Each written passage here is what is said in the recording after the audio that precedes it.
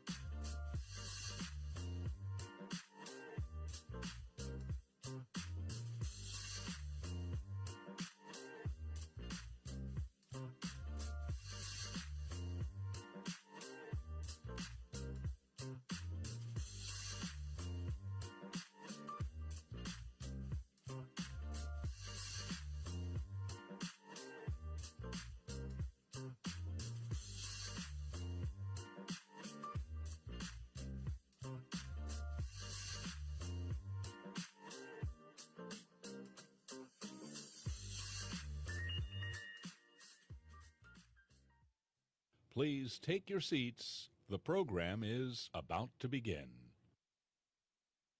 AI has the power to automate. But if it's using untrusted data, can you trust the results? Your business doesn't just need AI, it needs the right AI for your business. This is Watson X, a platform designed to multiply output by tailoring AI to your needs. When you Watson X your business, you can train, tune, and deploy AI, all with your trusted data. Let's create the right AI for your business with Watson X. IBM, let's create. Please welcome to the stage Bloomberg Businessweek's Tim Stanovic.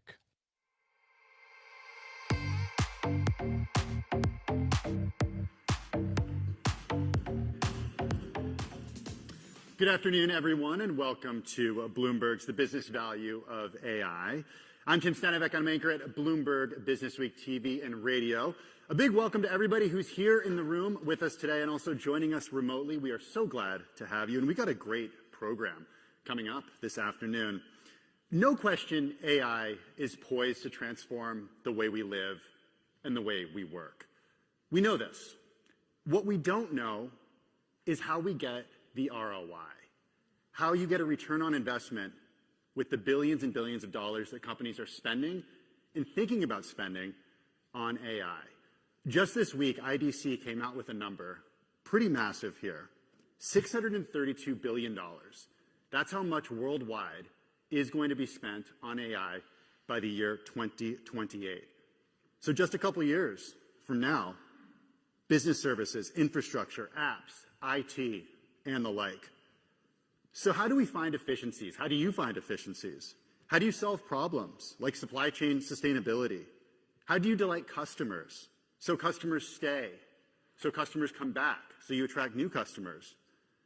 How do you do this in a way that's scalable, that's safe, and that's affordable? So we've got with us business and tech leaders to share their experiences and provide insight into their strategies for deploying AI that achieves a desirable ROI. The result, hopefully, is a stronger, more nimble business, better equipped to win in a challenging and dynamic environment. Some takeaways from today that we hope to come to: strategies for implementing AI that lead to ROI, ensuring scalability and safety as well as affordability, lessons learned from successful implementations, and also challenges and pitfalls that you've learned along the way. Before we get started with the program, just a few announcements. First, I would like to acknowledge our sponsor, IBM, who we are excited to hear from just a little later in the program. You can also ask questions of any panel. All you got to do is scan the QR code that you see on the screen. We're going to try to get to questions, and we'll get to what we can get to live on stage, time permitting. And please do engage with us on social media. Use the hashtag #ValueOfAI, where you can also follow along with the day's highlights. We're going to be sharing highlights and engagement using the handle @Bloomberg Live, so just tag us there as well on social media. Our first guest today is an expert who has a ton of experience empowering customers and employees with intelligent and personalized AI assistants. Please welcome to the stage IBM's Gargi Dasgupta.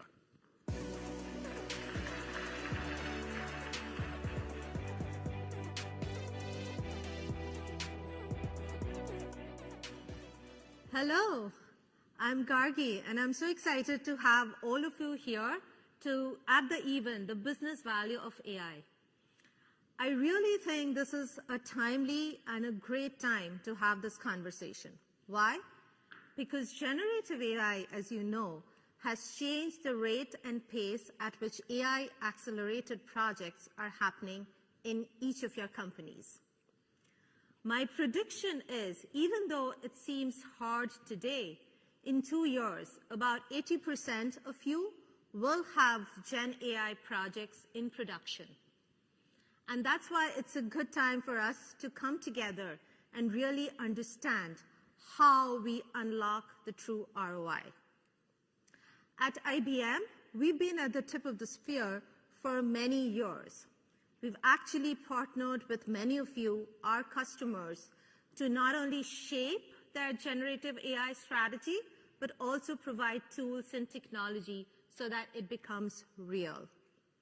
We've also been drinking a lot of our own champagne, and I'll give you examples to that. But first of all, customers, right?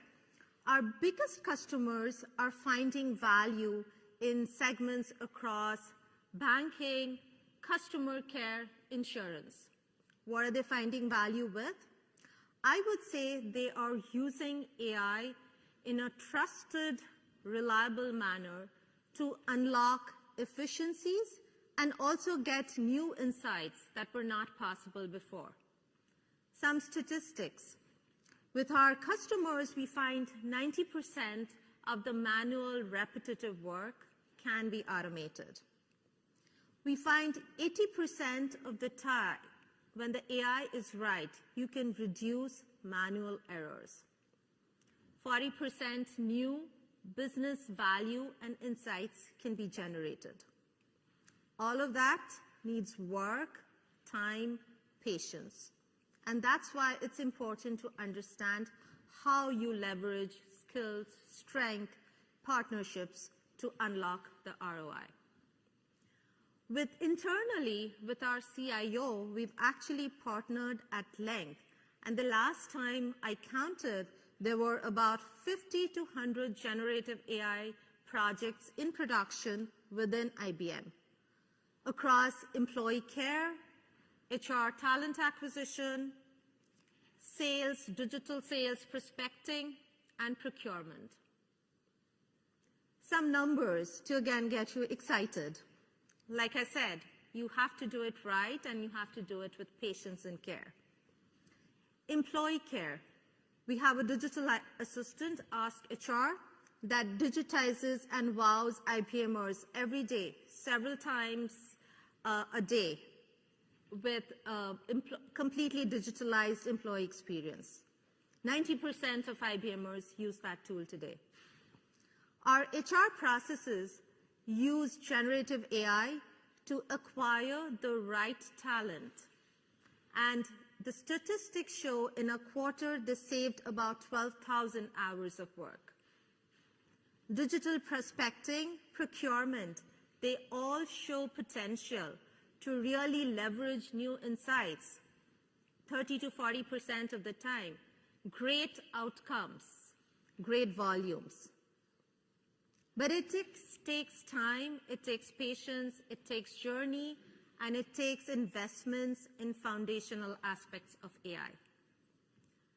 At IBM, we really believe in this passionately, that we want to work together with each of our customers to really release the untapped potential. And that untapped potential lies in coming together of AI and automation. We feel together we can pave the way to create a workforce that's more efficient, more dynamic, and more inspired. And all of this if we do the business value of AI right. Thank you, and have a wonderful event. I'll give it back to Tim and the panel for an energizing discussion.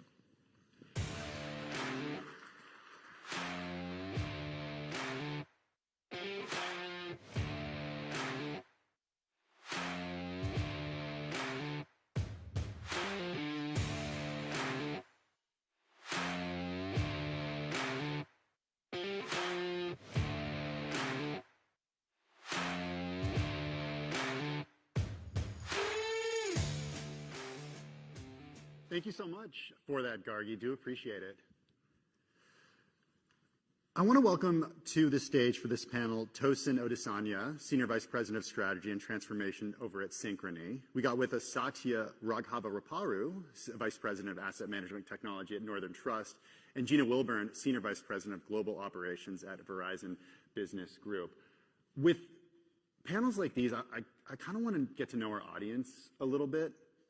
So I just want to start it off with a show of hands.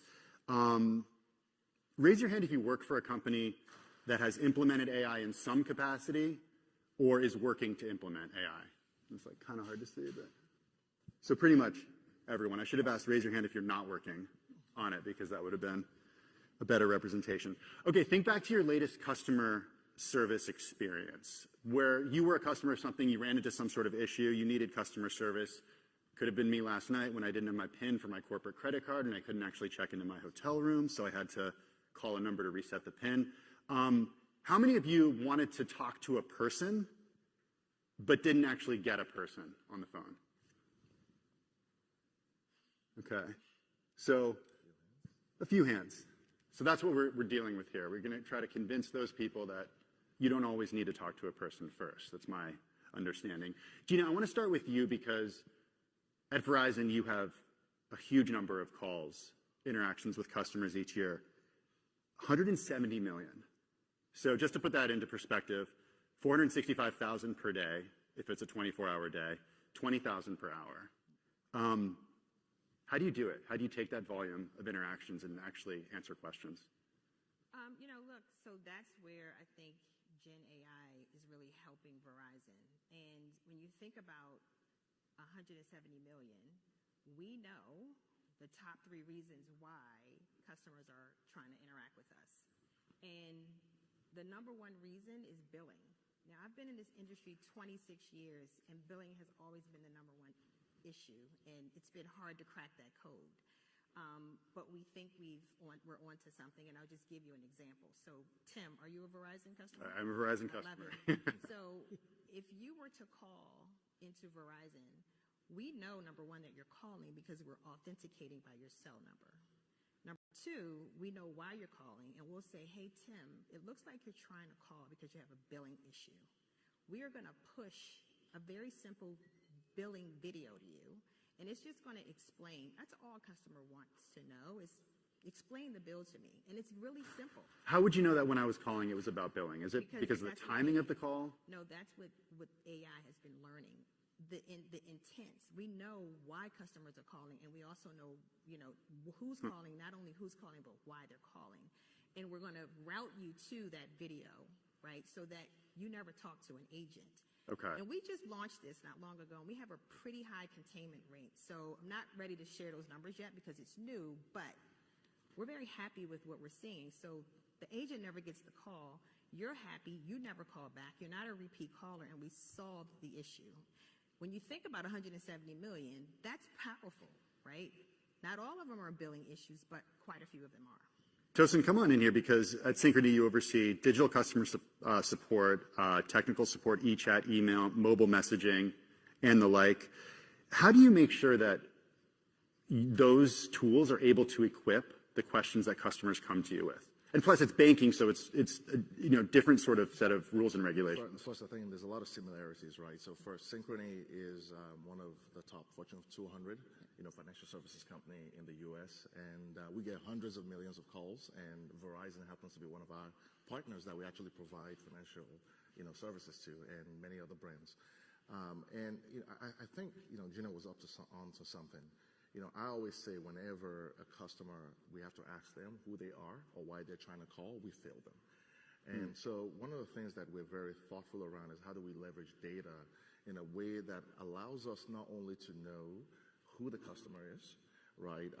That includes, their, the phone number that they're calling with and many other, data points that we use in order for us to seamlessly identify who that customer is.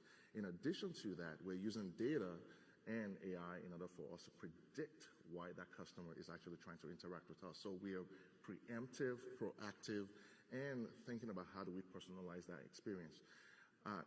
The idea and the hope is that the customers actually not picking up the phone to call us, but there is a subset of customers that still do. So one, if we can enable the customer to go digitally and use the digital experience, great.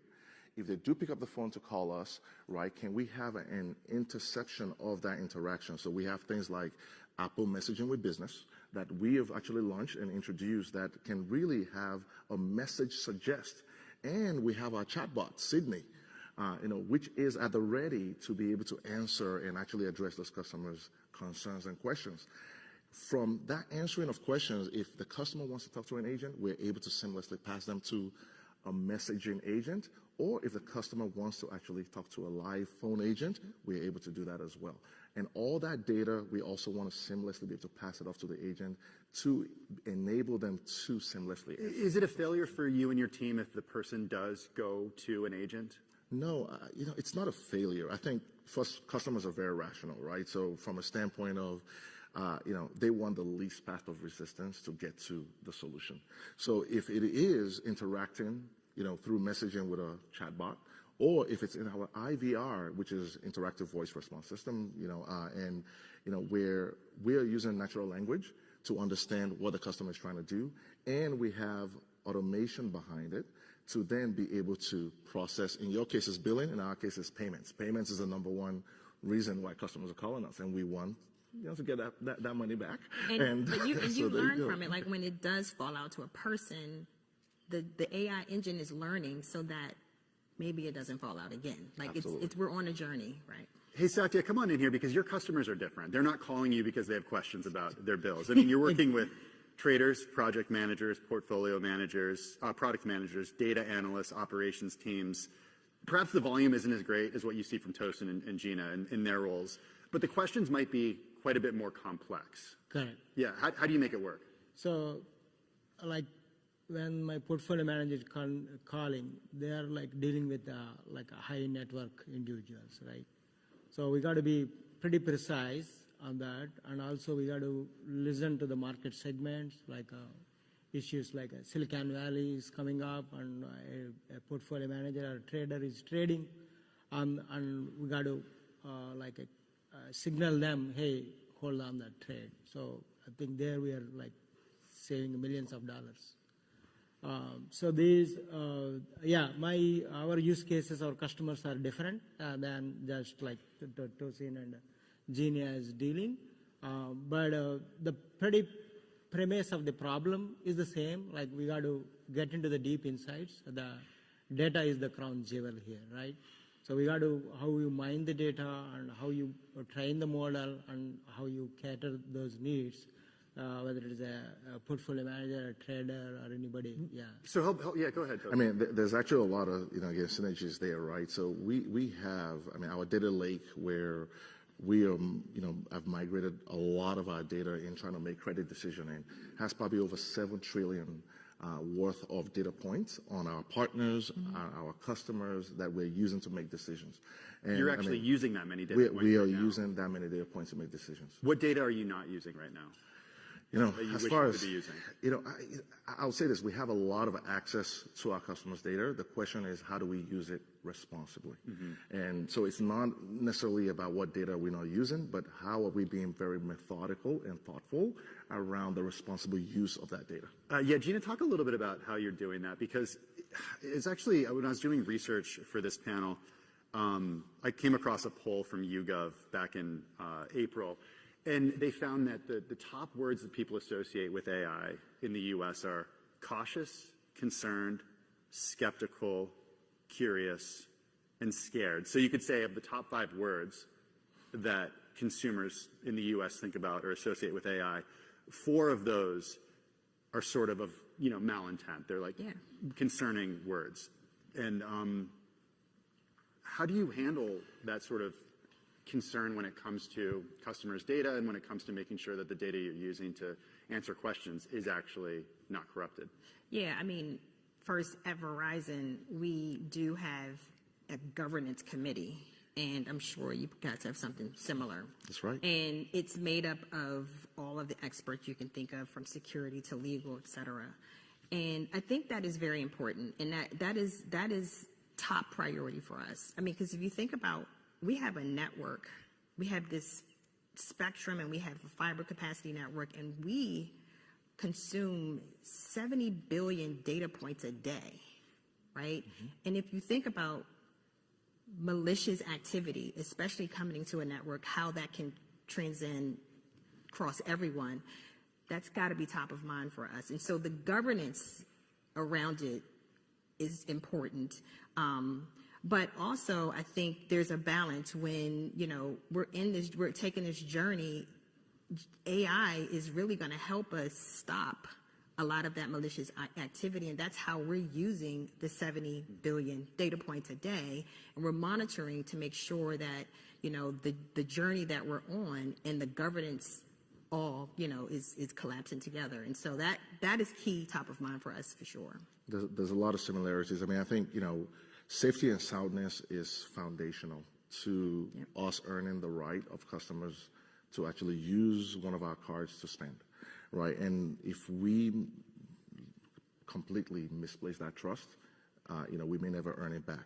So I think we put that at the forefront of every decision that we make. And similarly, we have a governance body around, and even experts way beyond, you know, our own expertise on this stage that are very involved in that. We're a highly regulated industry. But you asked the question more from the, I'll say maybe draconian, scary part. For me, it's really more around the fun part, right? For the customers, how do we leverage data in a way that enables them, that empowers them, that allows them to be able to do the things that they want to do in their lives? So, you know, how are we proactive, preemptive, you know, in being able to provide offers to them that allows them to be able to use their cards, you know, for, you know, a purchase or a billing cycle with Verizon or with one of our partners with Lowe's or Amazon, you know. That to me is really, you know, the customer engagement component is actually the part for me that really excites me and the work that we do. So I'd say one thing that I think has been exciting a lot of people is LLMs and the idea of using these large language models, not just to train their own data or train using their own data for solutions, but also as a tool for their own customers. How are you thinking about that? So thinking of LLMs, right, like Genia and Tosin mentioned, the same way we have like how to tackle this problem. This is like the first problem in the technology that we have to have everybody a seat on the table, like talking the legal, talking the regulators, and both technology and business and security and everybody. So how do you tackle this? Like a lot of other companies, we put like a Gen AI and AI council. So everybody has a seat on the table, and we discuss and we prioritize that what is best, most useful for the and less risky as well. So I mean, one of the the things that will wow factor, the things it comes with is the hallucination and the risk, reputation. All these things that we have to take care of those things. So that's why we are traversing pretty cautiously in this field right now. So yeah, I mean, a lot of POCs are going on, and technology-wise infrastructure is ready to go, but we are going pretty slowly, I would say. We got a lot of questions from the audience at registration about benchmarking and understanding ROI and measuring costs versus how much you're actually making when you're seeing efficiencies as a result of AI. Gina, how are you measuring when you implement something new at Verizon, whether or not it's actually working? Yeah, all roads lead to our customer. Like, to me, that is where we are anchored. I think cost benefits, that's something that you get, you know, from implementing those things, but we really anchor in employee experience, because if employees are delighting customers, that's a win. The customers, we are integrating AI into the products and services so they get to experience it firsthand, and the same with our network. And so all customers are hanging off our network, so that's what I mean. All roads leads to customer. If the experience is there, then we have customer loyalty. If customer loyalty is there, they're going to buy more from us, and we're going to grow new customers. That is really, truly how we measure. Now, we do get cost benefits. Of course, that's the added benefit to that, but it's not anchored there. It's really anchored on the experience. Have you been able to reduce the number of call center employees, for example, or the actual people who are answering phones because you've been able to implement these solutions? We have, and you know, it's reducing and repurposing them, right? Because like I said earlier, we serve many customers. We have small business, medium business, large, and they have unique things that they're looking for, very different. The larger you go, the more complexity. The more complexity, you have to repurpose those employees for that. But when you have consumer and small business, a lot of the transactions and tasks are more standard. That's where AI really comes to life. And so there's a balance that we're doing at Verizon. Yeah, I believe I can give some real life examples on the Synchrony end. So, I mentioned Sydney as our chatbot or intelligent virtual agent. We've had Sydney since 2017, right? It's not Gen AI. I mean, I know everyone is excited about Gen AI right now, but, we take a very methodical process where, with humans, with our, product leaders, right, who are looking at what are the top reasons for call. What are the top questions that customers are asking us about, right? And our aim in looking at what we call internally addressable opportunities is, can we leverage Sydney to actually address a lot of those intents? So when you go to synchrony.com, you go to one of our websites, right, it's servicing, prior to login, we leverage Sydney. You can ask a lot of general, frequently asked questions. But then, post login, if you have a challenge trying to log in to our site, Sydney can be ready to actually help you reset your password, right? Log in successfully, and then answer several, questions. We have 750 intents that Sydney can answer. We did 20 million, I think, 20 million conversations last year. So, that's ROI as far as our ability to have Sydney, really doing about 80%, plus containment, right? All of those interactions with customers, being able to actually resolve those questions.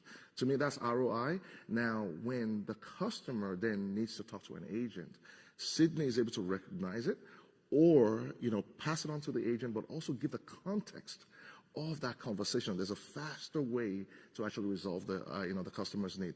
And then, I think to the question that you asked Gina around, how we measure customer success, we ask a very simple question. Based on your interaction with us today, how likely are you to recommend Synchrony to a friend or a family member, right? And, net promoter score, essentially, right? And, we're looking for that 9-10 score because that tells us that you're a promoter of our brand.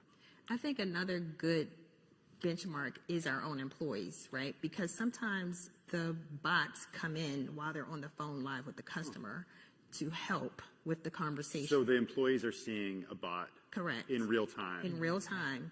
And before, the employee may have to swivel around and look for whatever the customer, because every customer call is different. But when the bot comes in and help, the employee's experience changed, and as a result, so did the customers. And I saw that happen live, and I love it. So there's natural language processing of a customer call in real time, and a bot will populate with text showing potential solutions, thinking that it identifies. Correct, whether it's a promo or offer or pricing or whatever, it makes it easier for the employee to interact with the customer. Yeah, it augments the decision making than just like getting the dead straight answer from the AI. So that helps, like if the interactive, if you are seeing, oh, I know what it is, like at least like, so you have some feedback coming from the system with the knowledge. So the employee may have joined like just recently, and the company has a history of 100 years. The customer is asking some question like way back. So your bot is telling, hey, this is what it is. Then at least that employee can correlate, and it augments the decision-making process than just getting the answer from the AI. So Satya, you bring up a really good point about institutional knowledge, and you have an interesting background because it goes software, hardware, engineering. There were a lot of questions from the audience as they registered, talking about keeping your team up to date with what you're working on, but also what else is out there available. So Satya, how do you do that? How do you make sure that your team understands the capabilities of what's out there and the capabilities of what you can do at your firm? So we get a lot of help from actually like all big five. So one of them being IBM here. So that is one thing. And also like we have venture out on the new, whatever the new technologies are coming up. How do you train yourself? What kind of hardware or software you need?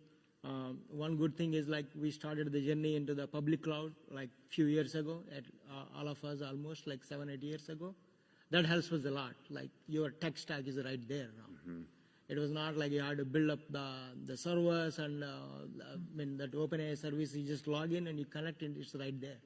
You can start using it. Mm-hmm. I promised that we'd touch on the pitfalls and challenges that the leaders who are on stage have faced. I'm not going to ask an individual person this question because it's kind of a curveball. but feel free, any of you, to jump in. What's a mistake that you've made along the way that you would advise people to avoid when implementing systems, when trying to improve the customer experience? What did you try that didn't work? Man, I would say Silicon Valley slogan, fail fast, fail frequent. So it's going to happen. You're going to make mistake and you have to correct yourself. So that is inevitable in this, particularly in this technology. So it's evolving pretty, like Tosin mentioning about the AI, right? That AI uses the NLP, but where in the generative AI uses the neural networks. Like So natural language processing, neural networks. Correct. Because there is unpredictability involved that comes with a risk factor. So how you train model that because there is something like Stanford did research and perplexity score, LLM is 20 and humans have 12 and NLP has 120 or something. So as we train more, and the LLM can be like pretty near to the human beings like pretty soon. Yeah, not too fast. Though. Yeah, not too fast. Not too fast. Yeah.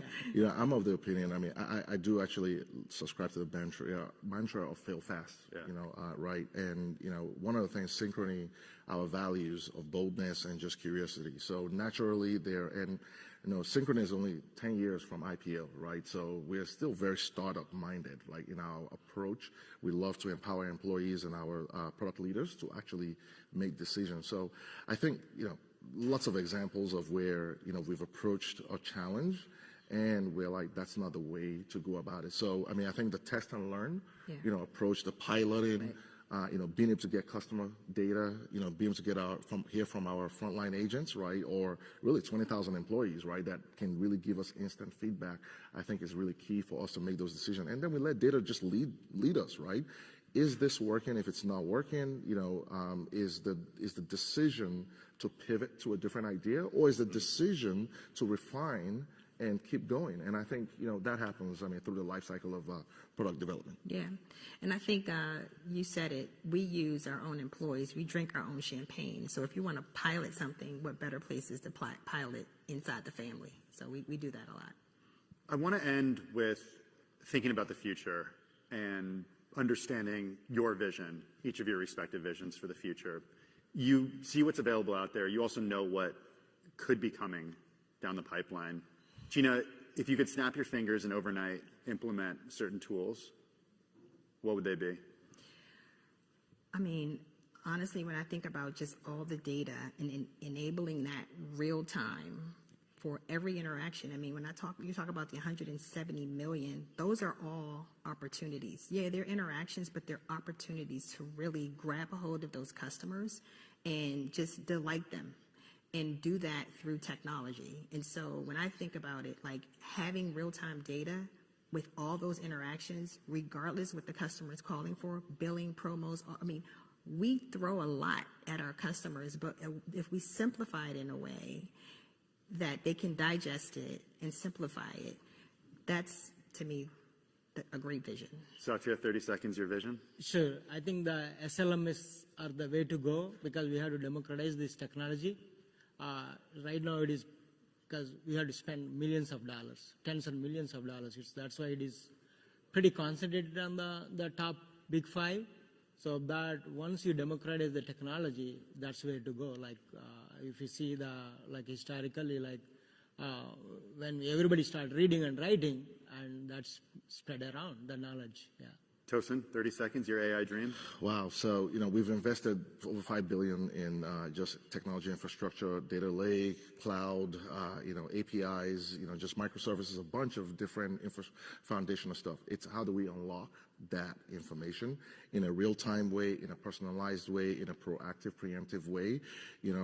I also say this, right? The marketplace is the best teacher. So whether it's inside the financial services industry or outside, whether it's in, telecom or even hospitality, whatever the case may be, how do we see where the puck is going and be at the forefront of being able to really, just address customers' needs and get them to spend? Well, hopefully a few years from now, we can all be sitting on the stage and having similar but yet very different topics. Yeah. Yeah. Big thank you to our panelists up here. Thank you to you guys. Thank you. As Thank well. you.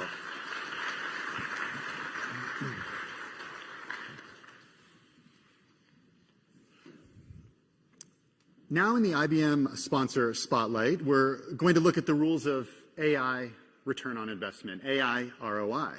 Please welcome to the stage Edward Adams of Bloomberg Media Studios and Gordon Thompson joining us here on stage.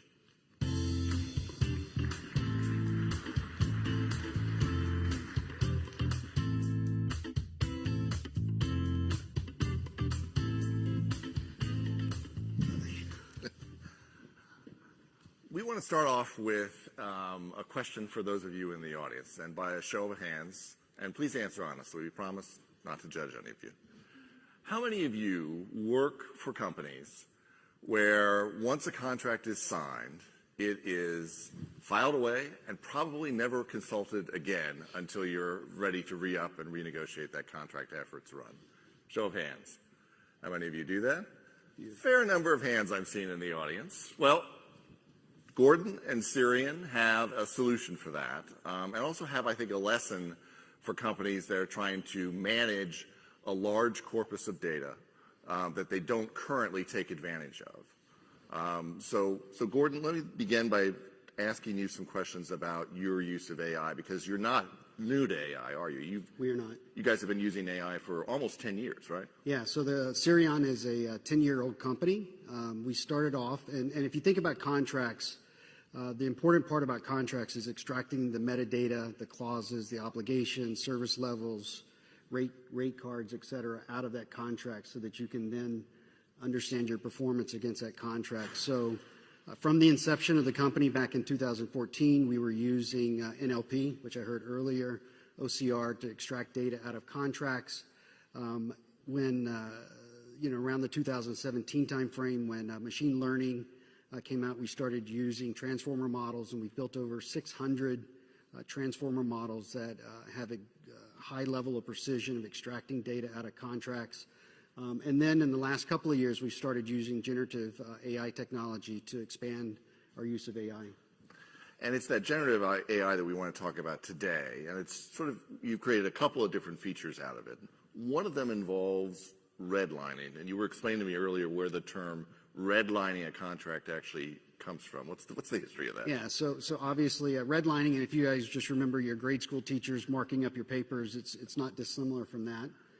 But when we were using paper contracts, you would send it over to your legal teams, and they would literally take a red pen and mark through the contract and make sure that they, recognize the risk in the contract, any types of terms and conditions, or anything that was out of skew from your standard corporate position. So redlining in the context of a contract lifecycle management system today is really not much different other than it's digital. So typically we do it in Microsoft Word because that tends to be the tool for lawyers and legal teams. And we have a process that we automate that where you can either use your paper and send it out to your counterparty, or you can take the counterparty's paper, which we call third-party paper, and mark it up inside of our solution and do that redlining process back and forth until you come to terms with your agreements and conditions that you want to sign off on, and then go to signature and then execute the contract. And you're looking obviously to make those contracts less risky for my company, but it's not just based on your own assessment of risk, right? It's also based on my particular company's assessment of what is a risky clause in that contract. Yeah, so with the advent of generative AI, we're able to create what we call playbooks, and playbooks basically state your preferred positions across the contract. It could be a piece of metadata. It might be a clause that needs to be included within your contract. There's certain conditions around obligations that you want to make sure you adhere to. So that playbook defines what your preferred positions are. We then use LLMs, in this case Llama, to fine-tune and actually create active prompts to go in and assess that contract and be able to redline it for you and do issue detection. And you're able not just to look at it on a clause basis, which is to say a paragraph of a contract, but also down to the word level, right? You can change a word here or there to make a difference. Yeah, that's right. So the playbook is very specific. So some vendors in the space do it at a metadata level. So they look at, for example, terms, payment terms. It might be 45 days versus 60 days. They go in and just extract that out and substitute it. Some vendors are using shell outs to ChatGPT and just replacing full clauses. Our playbook allows you to go at a granular level and actually look at the various issues within a specific clause, not at a clause level, but at a paragraph level, but at a sentence level, and sometimes even a word level. So think about something as small as the word not. You know, it's a very three-letter word, but it could really change the context of a clause and the terms that are specified in that clause. And then the other feature, which is in a sense really the breakthrough feature of this product, is this notion that you can search either a particular contract or a company's entire corpus of contracts. That's correct. And do so with natural language. So I don't need to be trained as a lawyer to actually query the database and get something of value out of it. Tell me about how that works.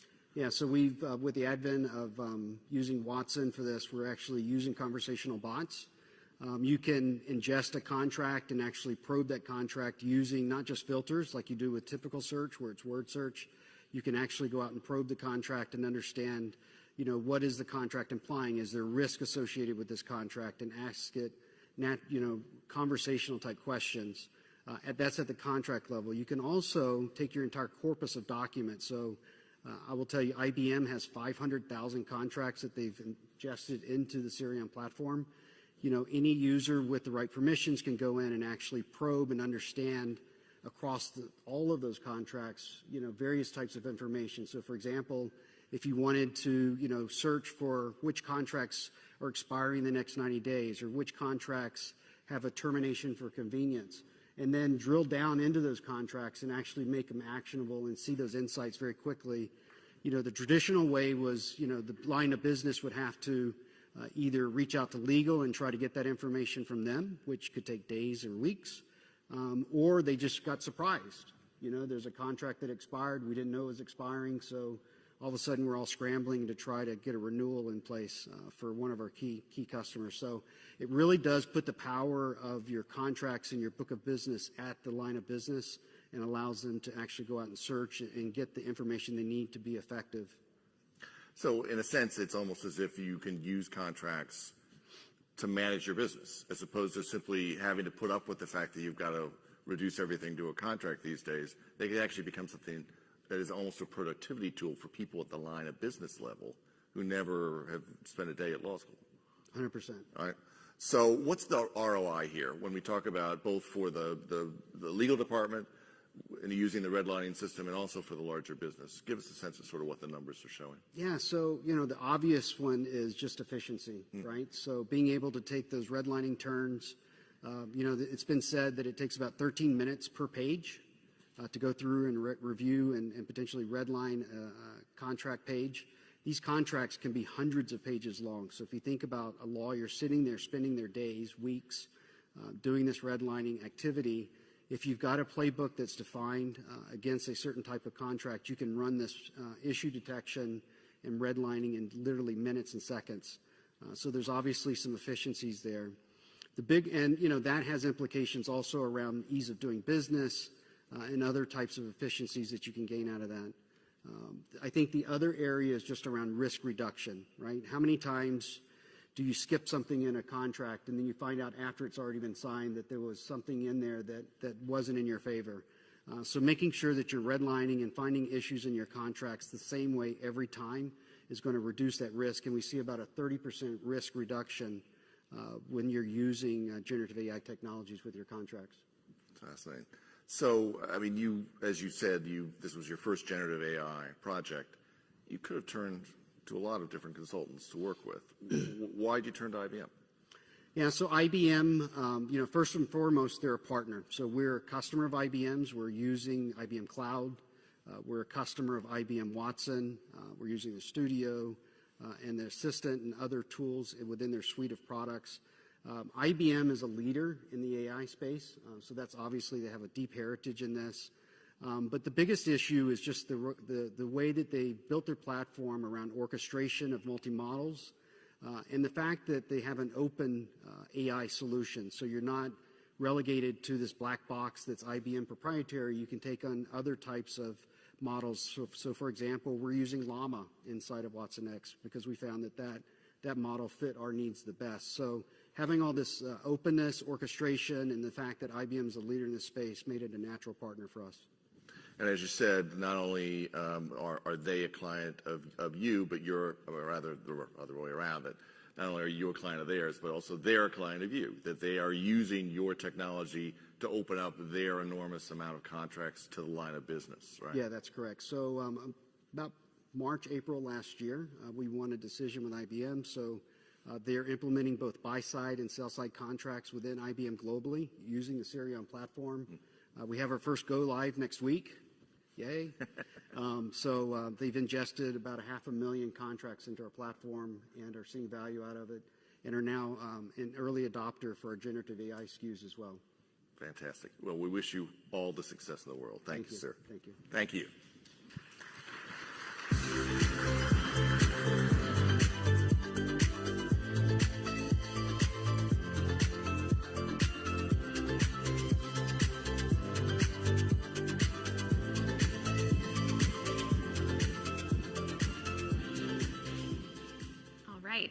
We're going to dive right in with Hilary Wandel from Dun & Bradstreet, where she's the Chief Ethics and Compliance Officer.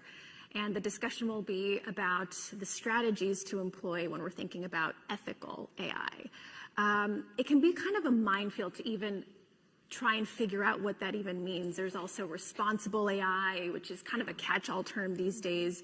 But maybe a good place to start for the audience is to kind of define what that scope looks like for you. Oh, that's a tough question, Jackie. She's got me started with a hard one. So, you know, it's really interesting. When we started developing at Dun & Bradstreet our approach to ethical AI, we did have a debate around responsible AI versus ethical AI. And in my humble opinion, they're actually one and the same. It's just a different term. Some people are more comfortable using responsibility to define trying to do all things good, where other people feel like being grounded in ethical principles and more traditional approaches to ethics can actually draw parallels to other areas of ethics like behavioral ethics and business ethics.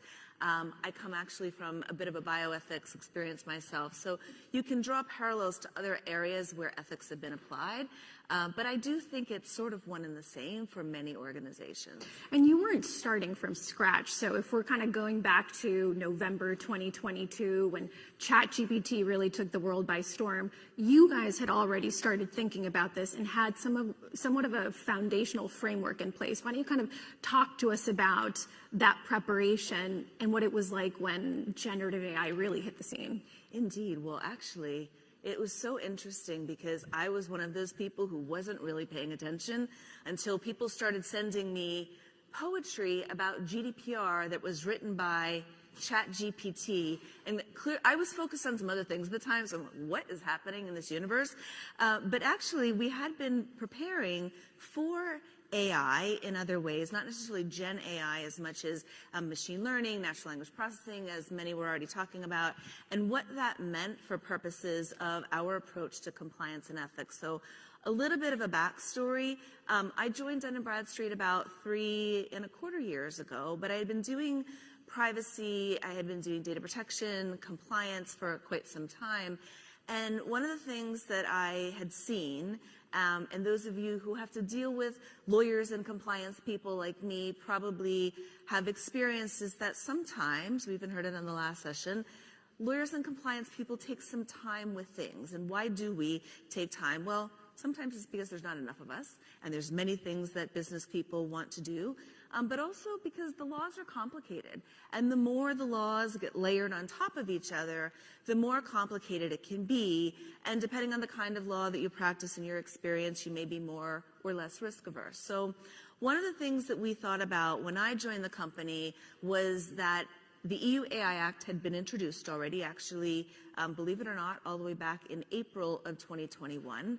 I had been working in around the life sciences space for a long time, and we saw a lot around big data and genomics and where the scaling of all of that was going and some of the risks that were being created as a result.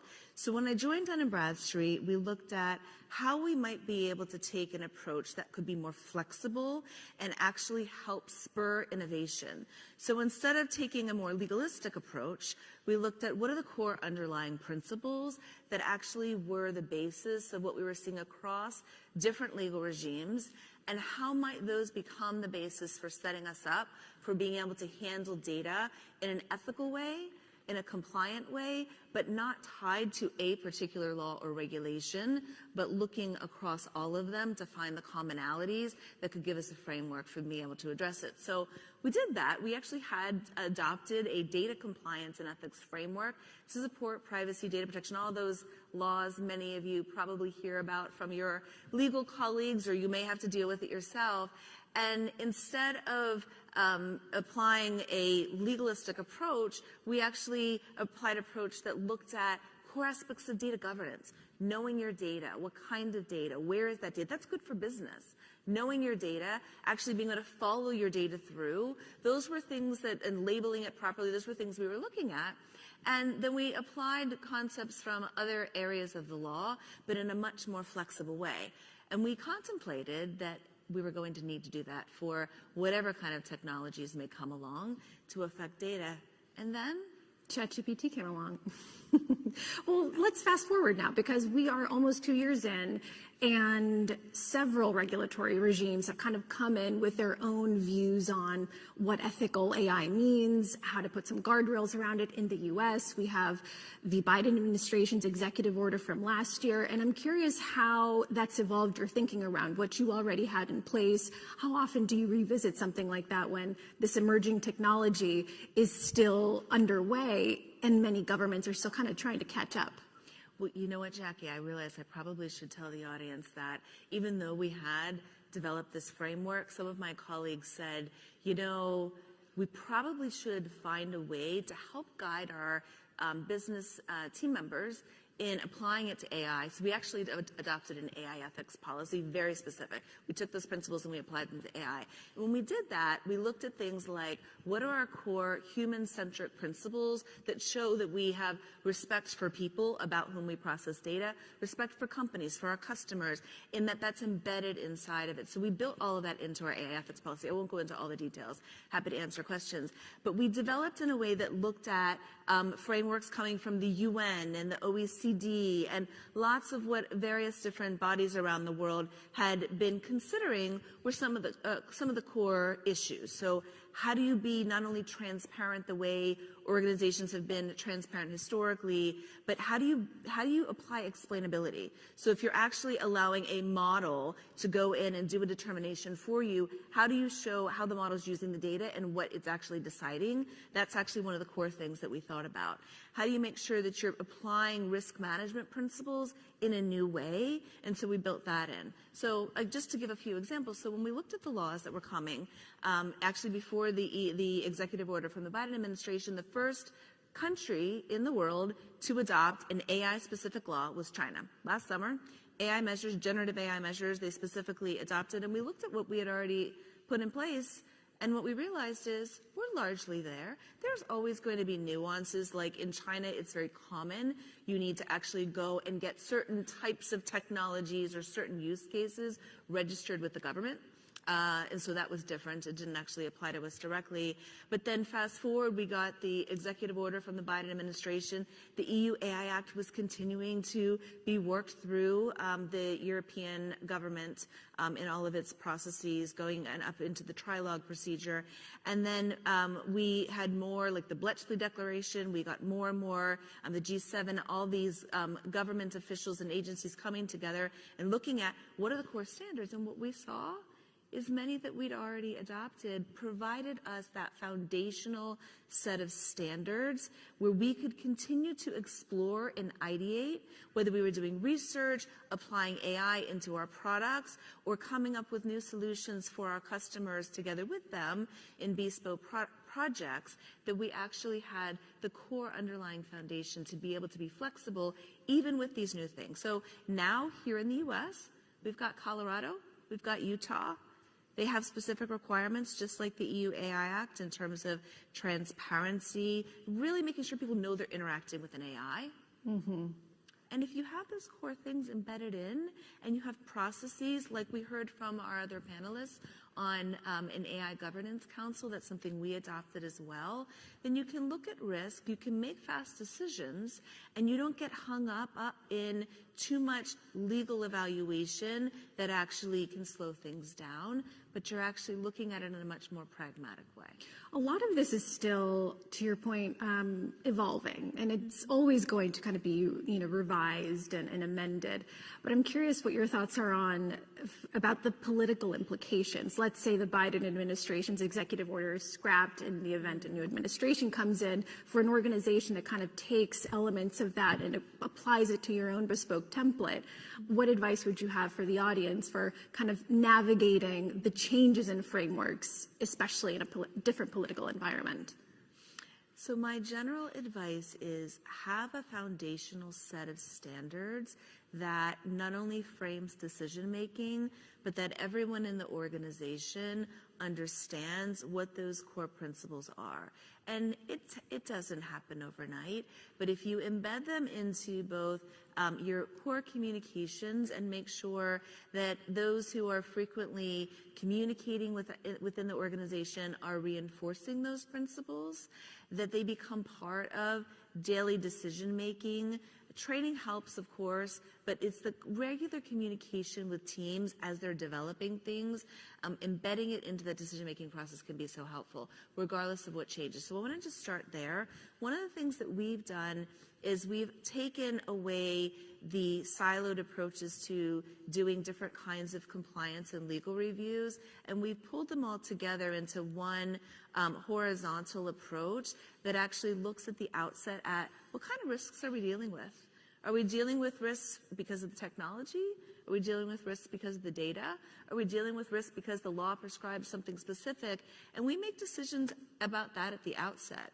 And because we use that kind of upfront risk-based decision-making, then if new laws come along with changes, it actually is much easier to address them. And so what I would say for all of you, if you haven't done it already, governance councils are fantastic, really helpful for looking at risk holistically, but apply flexible decision-making that is based on principles. It really can help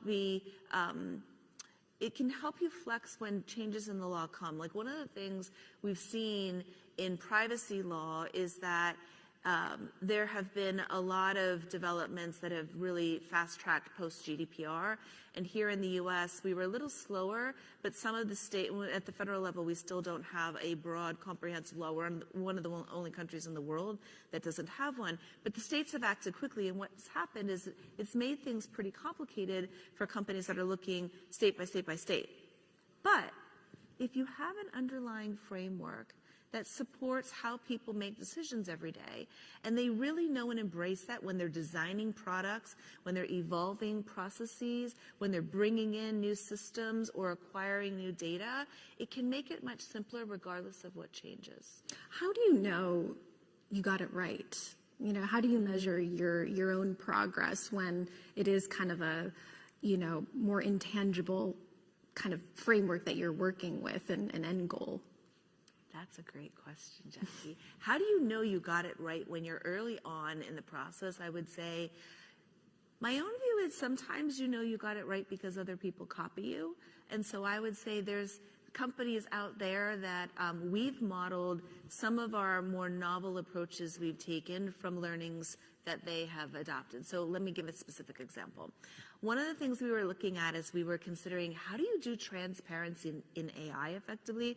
We knew how we do explainability, and our data scientists were phenomenal in thinking about, they call it show your work. And it's awesome because it just shows how the LLM or whatever AI they're using is actually doing the determinations. But from a transparency standpoint, one of the things we didn't want to do is get bogged down in some long thing that nobody's going to read. So for us, we looked at, well, what are tech companies doing around model cards and some companies around their systems where they're actually not developing just a model but actually an AI system, and how are they being transparent around that? And then we also looked at what companies were doing around data sheets, and we took an amalgamation of those things and created our own form. and it's new. And whether we got it right or not, I guess time will tell.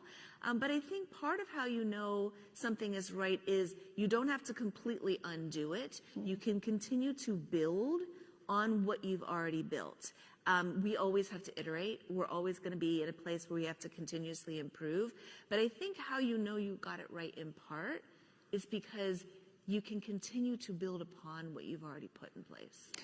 Amongst your competitors and just kind of even in different sectors, I'm curious if you have seen broad-based consensus around kind of the basic frameworks that should be in place around ethical AI strategies, or if you're finding that they're kind of wildly different. And curious your thoughts on, you know, when people are kind of looking for a starting point. You've named some good options, but just kind of curious what that debate looks like amongst your peers. Yeah, it's an evolving place, I think, for many right now. But a lot of people have started by looking at the NIST AI risk management framework. That is one of the most common approaches that people have taken. They've also, and it gets into a bit more detail and really thinking about specific types of AI risk. And NIST is doing a really great job of actually having opportunities for people to actually learn about how to do red teaming, not in the security space, but looking at how do you actually challenge through adversarial techniques the AI itself as to whether it's going to do something problematic. And that, I think, is really, people are interested in being engaged with that. And we've seen certain other frameworks actually get modeled off of that. Others have looked more at the higher level principles. Again, I mentioned the OECD guidelines. I think a lot have built off of the OECD guidelines themselves. And in fact, nobody loves the definition of an AI system, but that actually came from the OECD. And it's flexible enough, especially with its evolution, that the change that they made earlier this year, late last year, I can't even keep track of the months anymore, but it's flexible enough to really account for generative AI and a lot of the generation that's coming from AI as well. People are looking to those things, but I think a lot people are going to look to the EU AI Act. In fact, I spent some time over in Asia last month, and one of the things was being debated by folks in the ASEAN nations is that they have done a lot of their own thinking about appropriate frameworks, and they have these sandboxes where people go in and they test things, and they really want people to be able to approach things in a more flexible way rather than the prescriptive way that's come out of the EU.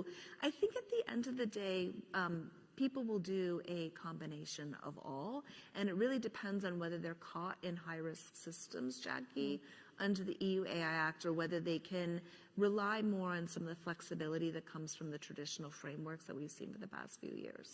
Do you find, or have you had conversations, you know, with other people in your company who might disagree with how ethical AI strategies are rolled out, whether it's about this is too expensive or dedicating too many resources? I'm curious if you've received any pushback or what kind of that, dissent might look like. That's an odd. She keeps asking me some really great questions. We're here to serve, challenging guys. questions, right? So the first hard question that I got, and it was a really important question, was how are you going to make sure this doesn't slow things down? So when we created our governance council for AI, we deliberately inserted the word agile in front of it to make sure we remembered our role was not to create process, but rather was to create agility so people could ideate faster and make faster risk-based decisions. So that was the first pushback I got, and I think we've actually been able, it's been really neat, is we've been able to bring we initially started with a core group of representatives, and we've expanded that to make sure we have really broad representation around the business.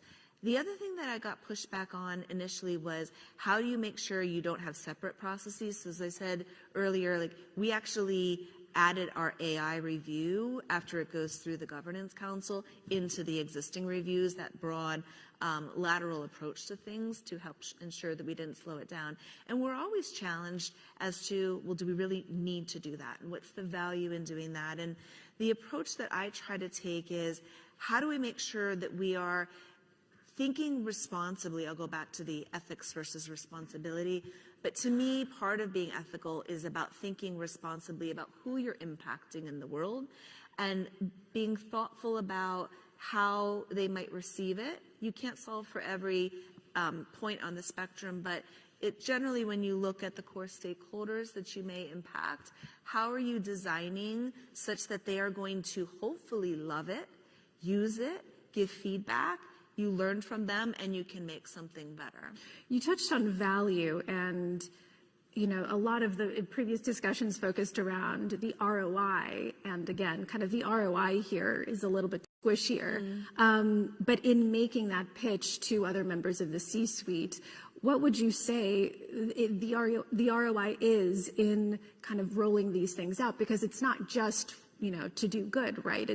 It's also good for business, and I'm curious if you can maybe elaborate on that pitch. Well, I think it's great for business if you start with, what are we trying to achieve? I mean, part of what we evaluate from a compliance and ethics and legal perspective is, what are we trying to achieve? What's the purpose behind it? And then does the design deliver on that purpose? So if we frame it through the lens of, we need to have some value we're trying to generate, and we together are thinking about, what is that value for whom?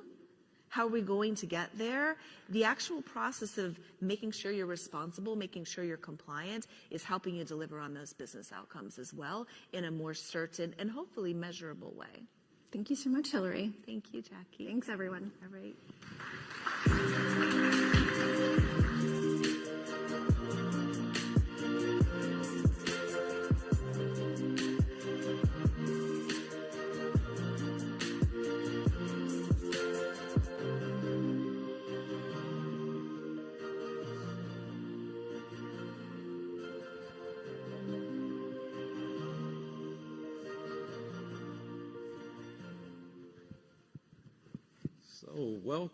Welcome. So my colleague Tim said the words associated when people think of AI, they think of cautious, concerned, skeptical. Meanwhile, if you invested $10,000 in NVIDIA 10 years ago, it's worth almost $3 million now. It's like the marketplace doesn't seem so cautious and skeptical. So who's actually using AI to get things done, to enhance performance, improve productivity, ROI? To my far left, I'd like to welcome Art Yu from Lenovo, Shubha Mohan from Invesco, Jason Porter, AT&T, and Niraj Tomare from the Coca-Cola Company. So Jason, I'll start with you if that's okay. I'd especially like to hear, in what ways is AI helping with the customer experience at AT&T? I'm learning to like chatbots, by the way. There you go. I'm really trying. All right. Good. Well, first to your point about who's using it and how important it is. I mean, at AT&T we view it as essential. It's not a choice. You must adopt AI and now generative AI to thrive. It's going to be imperative. But to your specific question on the customer experience, so we're using it across every front of our engagement with customers. So we're rerouting our trucks differently. We're loading our trucks differently. When we go into a customer's home, we now understand their experience better, know them better, and we're able to serve them better. Now with generative AI, we're able to sit on top of every experience, whether it's field or care or sales, and no matter which experience they walk into, call, or are engaged with, they now are met with somebody who has all the same information, knows how to respond to them, and improve their experience. So we're serving their needs faster, even in times like tornadoes, hurricanes, natural disasters, wildfires. We're using generative AI and AI to understand the impacts, where our customers impacted, and how to most rapidly respond to get them up and restored quickly. So really across our entire customer engagement experience, we're using AI and now implementing Gen AI to improve the experience. Customers expressing satisfaction. Are you Absolutely. guys retaining more customers? Yeah. So, well, you saw our churn levels are at an all-time low, just reported in our last earnings. But also, when we survey customers after they've experienced an interaction with AI or generative AI, we're seeing significant NPS and eNPS, so employee NPS, at the same time, because this is a cultural shift internally as much as it is a technology shift. We've got to get agents and field reps and everybody else comfortable with using AI. And so as they're using it, now after an experience, we're seeing a 33% reduction in average handle time when we talk to a customer, and their customer satisfaction goes up significantly. At the same time, the employee satisfaction also goes up through the roof, which was really interesting for us because getting a customer care rep to adopt it was a challenge at the beginning, but now after they adopt it, they love it. It's great. It's great. Niraj, now everyone here, by the way, everyone's really a pretty serious engineer. You're a true Silicon Valley guy. How does a tech guy like you make himself useful at a soda pop company? No, really, how is AI helping Coca-Cola enhance or help customers decide what they want to drink? Yeah. I think it was easy. Of course, I've spent more than 20 years in the Silicon Valley working for high-tech manufacturing companies, but I didn't just come to work for a soda pop company. I came to the beverage company, the Coca-Cola Company. So it was a rather easy decision. Absolutely. But look, I think at the Coca-Cola Company, we keep our consumers at the heart of everything we do. We have been on an amazing journey for the past several years to modernize our legacy footprint. For a company that's been highly successful for more than 138 years, we did have a lot of legacy technology debt that we were carrying. So we invested heavily in the last few years in modernizing our legacy footprint. We were probably one of the first ones at scale 6 years ago to retire our data centers and completely move to the cloud. We were also one of the first ones at our scale to completely move our ERP and our transaction systems 100% into the cloud. Modernized our cyber stack, modernized our network around the world, and reduced our footprint of various technologies that we're using and consolidated it down to strategic platforms. This helps, being in a franchise model, helps connect with our bottling partners and bring the whole system to act as one system. So that in itself was a rather interesting challenge to take on. And then comes the world of AI on top of it. Our approach to AI has been, we've been pioneering in this space when we announced our partnership with OpenAI late 2022, when ChatGPT was not even a sexy word in the broader world. We were able to launch Coca-Cola GPT inside our protected environment much ahead of industry. So our approach to AI has been learn by doing. A lot of it is evolving. A lot of this technology is evolving almost on a daily basis. And the only way to is to learn about it is by doing things. So we have implemented AI and the generative aspect of AI around our enterprise, around our customers, and around our consumer approach. And we see tremendous value, even if though it's early days. I'll give you just one example on the consumer side of things. We have roughly 200 plus truly global brands, and an ability to create a hyper-local message with these brands is roughly about 1 million messages a day.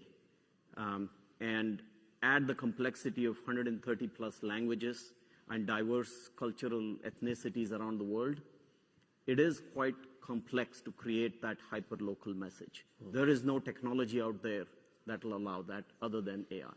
So we partnered, you may have heard recently, with the partnership that NVIDIA announced with WPP, our agency of choice, we have launched a platform called ShopX, where we have an ability to create content and distribute it widely across these various hyper-local message across the various outlets.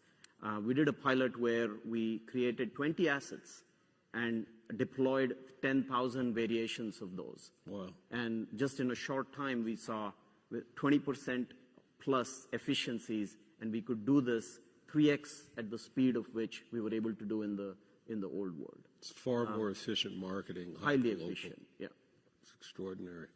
Shubha, tell us, how is AI disrupting the financial services sector? Thank you.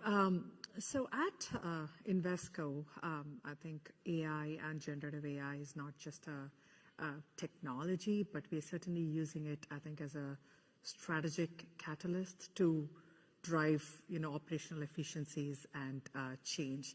And specifically, I think with generative AI, the ability to create, personalized experiences, improve customer experience, totally aligns with our mission, which is to be the most client-centric firm in our industry. Now, specific to AI and generative AI, I'd say maybe three-pronged approach. So one is, like maybe most people in the room, we love our co-pilots, so that's there. We are also taking a very measured approach to bringing in the plugins that our SaaS providers have. And then, similar to, I think, what Neeraj mentioned, and there was a bot called Sydney mentioned, we have Ivy, our own internal bot, again, powered by Azure OpenAI, our own walled environment where we are able to leverage our data. And we've got use cases in production. One recent success story that I'll share here is in our custom model business, creating commentary for our custom model business. Now, customization, we all love. You can customize shoes today. So model portfolios is just that. It's combination of tickers and weights customized to our clients. And this is a very rapidly growing business, set to double to $10 trillion globally in 2025. And we are having to create commentaries based off of the model performance quarterly. And this used to be 2 FTE, used to take 8 days, poring over spreadsheets, kind of exercise. And thanks to Ivy and being trained on our own data and our own prompts, it's now down to 2 days. And again, given the rapid growth in the space, we are not going to have to get new headcount. So that's an example of, kind of the optimization that we're seeing. So you're using the generative AI. No, that's great. So you're using generative AI to create these reports on these custom funds. Correct. That are created for customers. And this is actually a question from someone in the audience, which I think applies. How do you ensure that the data is accurate and updated continuously? So great question. In fact, I'd say probably the two biggest things that we had to work through. One was legal and compliance. So befriend them, bring them into the process early was the lesson we learned. And making sure that we had the guardrails in place to satisfy them, right? So always, always, always human in the loop is the first thing that I think was our biggest lesson there. And then the second one was working with the Enterprise Data Office to have these data integrity rules, making sure we had the data quality checks on our data before Ivy ran the commentary with that data was, again, part of the process that we had to build out. That's great. Art, I want to get you in here. Talk about how AI is transforming the way business is done at Lenovo, but especially to the extent that you can, what kind of AI solutions are you guys developing at your company? Yeah, we're actually having a lot of fun with AI, right? Because I think it's very serious. Caution, committees, governance, right? It's very, and so I think there is a fun aspect to it as well. For example, right, so Lenovo is in the middle of a transformation ourselves from just building product, right? Many of you are customers on ThinkPad and ThinkSystems, thank you. But we also are moving into services, right? And we have a solution that is around AI and quality. Right? So we're actually working with Lotus, the car manufacturer, around their manufacturing. And it started as some more traditional AI with computer vision and machine learning about defect correction and detection, and shifting that left so they could improve the quality all coming off of their manufacturing lines. That's one example. And on top of that, as Gen AI has come on the scene, we were able to augment that solution to help it be almost an accompanying manufacturing analyst, because then you can look at what are the preconditions that lead to errors. It's not just, oh, you made an error, please, someone help fix it. But it's over time, you get enough sample points, you can start reasoning over the data to see, oh, well, when these conditions exist, this is what's causing the error. And so it's not just, hey, we had 80% reduction in installation errors along the line that we could catch earlier. It was almost a digital companion for a manufacturing line. So things like that are pretty exciting. I'll take one more example. We also do work around device as a service and digital workplace, and we have an offering called Care of One, and it leans into the theme that we've covered here. Right? Niraj mentioned it as well. Hyper-personalization, because it used to be, sales executive on the road, let me get him a light and thin laptop. Right? We have someone who's an R&D engineer, heavy data work, let's get him a workstation. But that's pretty static. And so the future of this, especially with generative AI, is about how do we create hyper-personalized down to the person, because it's no longer a static profile that you pull from Workday and decide what's to recommend. You can say, well, where are you? How do you travel? What apps are you using? What's the status of your machine? Which services do you use? And we find it's one of those great things that from a cost to deliver this service, it's much better. And the experience as a user is much better. And so when you think about, and we've talked several times about employee experience, it's actually one of the win-wins that we can set up, where through the personalization, it's actually better outcomes, and I think some of this panel has covered that. It's better outcomes, and it's actually less costly to serve. And so you generate some of these exciting scenarios. Yeah. So it sounds like, I think, Shubha, you mentioned this, and it sounds like you guys are using a combination of things that are created internally and software as a service, things that you are partnering with others with. What's the combination like, and how do you leverage software as a service, and how do you govern that? Fantastic question. For us, I mean, obviously this is something in real time we're struggling with, build versus buy. What do we go out and create? What do we think that we can create and is unique to us? Maybe, for example, our network data might be something that, we have an LLM focused on managing and operating our network. Maybe we're best in class at that. So that's an area for us to go create and build. But in other areas, we're going to be competing with the market and the world's data, literally. And so how do you figure that? So our approach has been try to maximize take advantage of the best opportunities in the industry. So when we built we call it Ask AT&T platform, we built it in such a way that we're not locked into any LLM. And in fact, you were asking about data validation and those kinds of things. What we're doing is we're actually testing each LLM constantly for the best possible response. And we may change by the minute or the hour which LLM we're using for each different kind of answer, because we're constantly seeking less hallucination, more accuracy, better experience, those kinds of things. So we've built that in, but I think it's a constant battle. Somebody, I think you mentioned, or maybe it was mentioned in a previous panel, about using all the existing tools that are out there. Some of those things are becoming very expensive to deploy, right?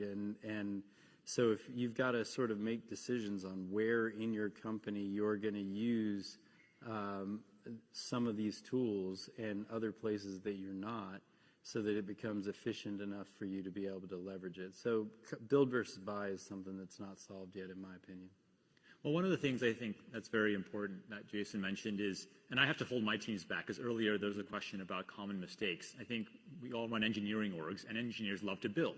And so my team, we're like, I'm going to fine-tune everything personally. Yeah. I'm going to build all the AI scaffolding myself. And it's like, why? Because they get excited about these things. And I think to the point, what underlies this, and it's important to emphasize, is that it's changing so quickly.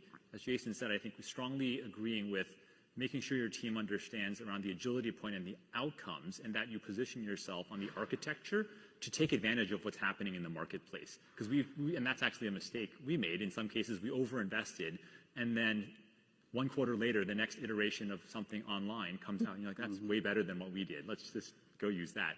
And so the team goes down that path once or twice, and they figure out, right, let's re-architect so we can do something that's much more responsive where you get the best of the market. Has anyone been, are any of your companies growing through M&A activity in the AI space? I mean, you can always break news here. We'd never mind that. I mean, I can answer for our company, and I want to add an example that I think brings home the point that was making. But to answer directly your question, no, we're not. But the space is too early to really, it's evolving. We all are probably playing around with every LLM model that's out there. And it's evolving almost on a daily basis. So it's hard to say where the puck's going to go or where it's going to land. So I think the entire industry is going through a somewhat of a experimentation, and it's going to land perhaps in some consolidation that may happen. So it's too early for us to really put a bet on one particular area. But the example I wanted to add, which brings home the point that both Jason and Arthur were making, for the Coca-Cola Company, what is interesting is we do things at scale. And I actually thought I knew scale when I was working for large companies in the Silicon Valley until I came to the Coca-Cola Company. We do 2.2 billion servings a day. Almost 1/3 of humanity physically touches our product on a daily basis. And our customers range from large retailers like Costco and Walmart to mom and pop outlets that are out there. So we have over 30 million outlets that we provide our beverages to.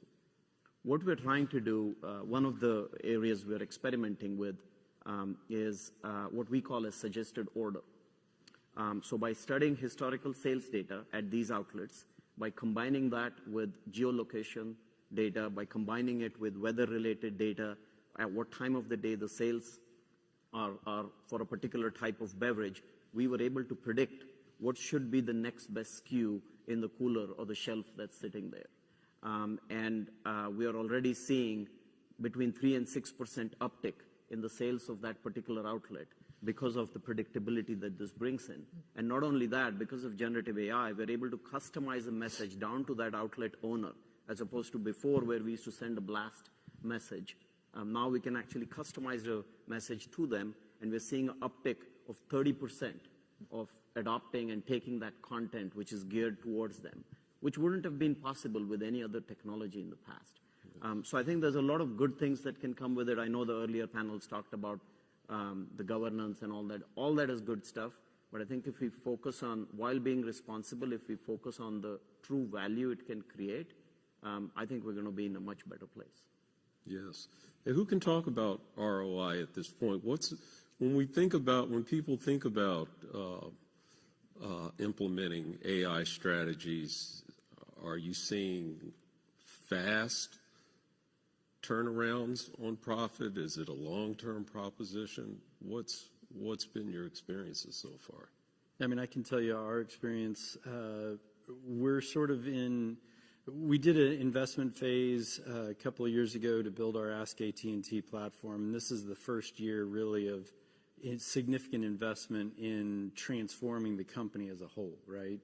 We literally are making investments. Our approach has been plant a seed in every organization so that you can start to transform, gain advocates, create basically protagonists fighting for Gen AI in every business unit. And so we've made those investments now, and already we're seeing 2 to 3 times the return on that investment in year. So it's a very rapid return for us on this early one. And the interesting thing about it is, I talked about cultural transition. A year ago, we were having to kind of pull out ideas and try to go convince them, you need to go transform your business unit, look at these opportunities. And it was like a sales pitch internally.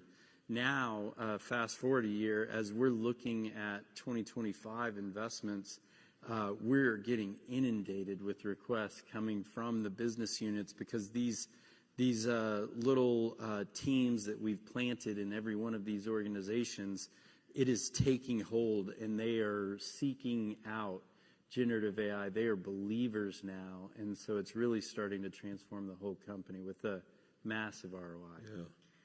I'd probably echo that sentiment. I think something that we are now enforcing is there's too many ideas, so we need that exec sponsorship, right? Make sure that it's a top-of-house use case before we start implementing it, and backed up by both policy from the very top, generative AI policy, and training, again, across the firm. So both of those, I think, are fundamental to ensuring that we're investing in the right use cases. Yeah, we did the same thing, sort of built a governance to go make sure we're going after the highest ROI, but also, as I mentioned, I thought it was imperative that we got every business unit contributing, and so sometimes we violated highest ROI to go after making sure there was something in every business unit, because ultimately I need every business unit to adopt. I can't just go after the big cost centers or the big revenue centers. I need to get finance moving. I need to get HR moving and transform. So now we've got that kind of context. So just but you've built specialized committees that are comprised of people from these different areas, right? In other words, the engineers aren't sitting and waiting for the CEO or whomever you may not get it. At least in ours, we've got a governance committee, but the governance committee has representation from the business leaders of all these important arms. So investments, legal, compliance, HR, finance, you name it. And they need to approve the use case, say, yep, this is what we want our group to be focused on before we go execute on it. It has to be business unit led or it won't get adopted. Correct. Right? You've got to get the business unit to buy in. And so you need the business unit to bring the idea, to wrestle with it, figure out how they're going to drive the adoption. And in our space, they sign up for the cost savings and the revenue generation in their plan for next year. So they better hit. There has to be incremental value creation. I think all of us are going from, at least for Coca-Cola Company, we went from a phase of what we called organized experimentation to now scaled opportunities that create incremental value. Yes. And that kind of addresses your ROI question, both internally, which ultimately will reflect how we do business externally. Yes. So here's a question that someone in the audience handed to me that's related really to the earlier point we were talking about, build it or buy it. We are a $10 billion firm with 40 employees, and tech is not a priority for leaders. Wondering how these large enterprises will roll down technology to smaller, less technically knowledgeable clients.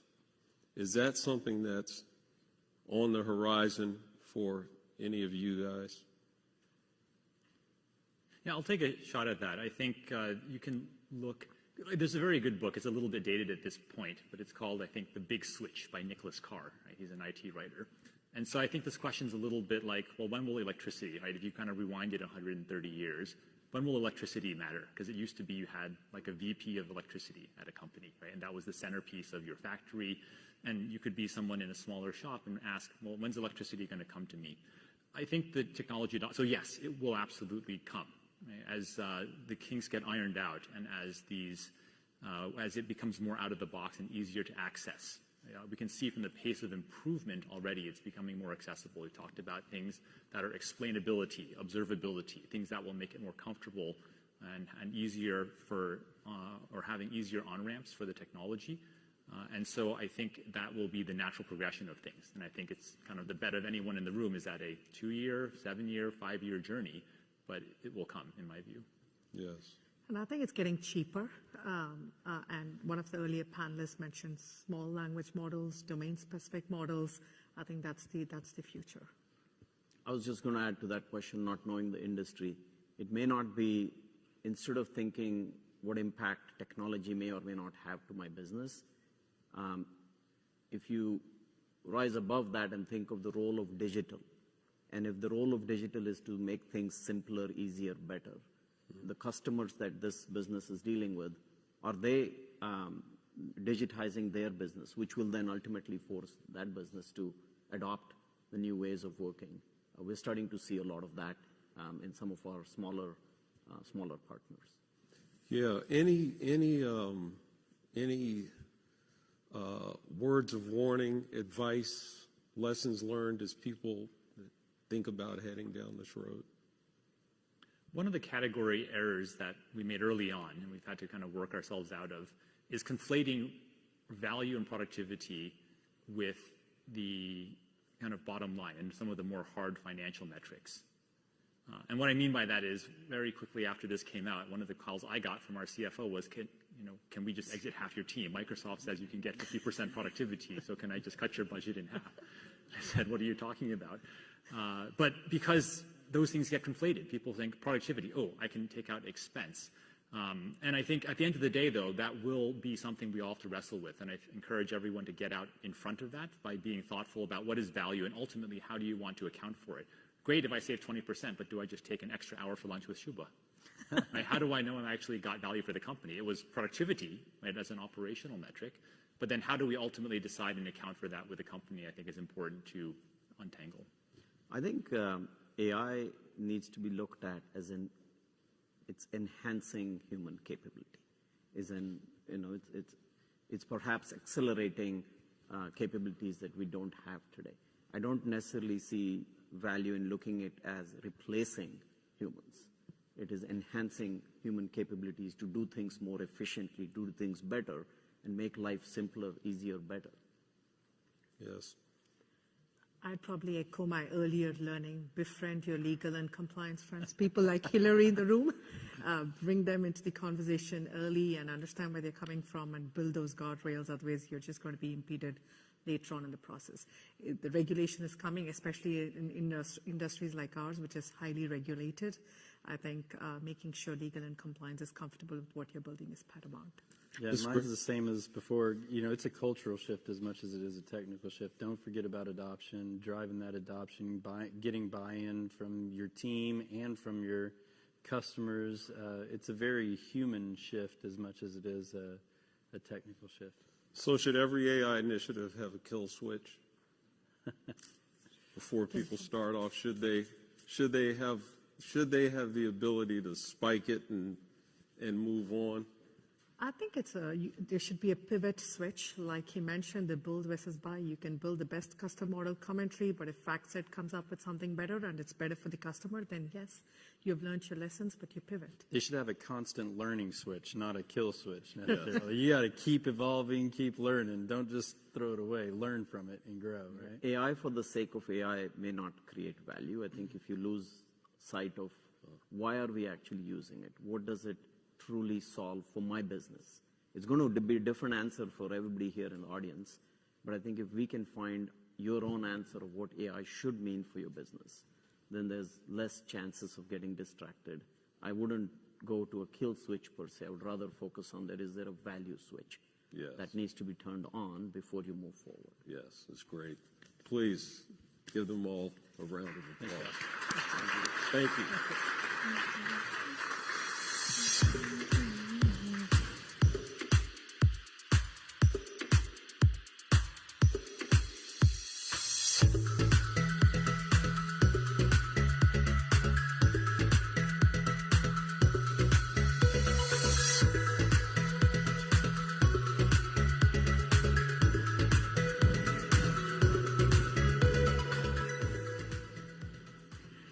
As our final segment, we're going to take a deep dive into Salesforce and how the company has been transforming the enterprise and customer experience in this new Gen AI era. And with me today, please welcome Juan Perez. Hello. He is the Executive Vice President and the Chief Information Officer at Salesforce. Hello. Hello, everybody. Good afternoon.